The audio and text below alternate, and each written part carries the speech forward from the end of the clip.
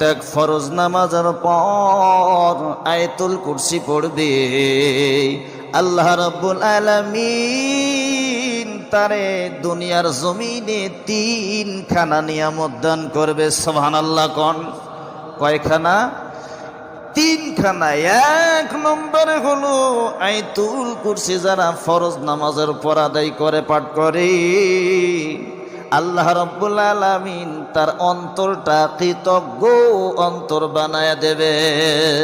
কি অন্তর? কৃতজ্ঞ অন্তর, আল্লাহর শুকরগুজারি অন্তর। এই অন্তরে, এই মনের মধ্যে কখনো জেনা ব্যভিচার, এই অন্তরের মধ্যে কখনো কোনো পাপাচারের কামনা বাসনা আসবে না। সর্বদাই আল্লাহ তাআলার তাসির তার মধ্যে থেকে যাবে। নাম্বার 2 হলো প্রত্যেক ফরজ নামাজের পর কোনো বান্দা বান্দি যদি আয়াতুল কুরসি পাঠ করে,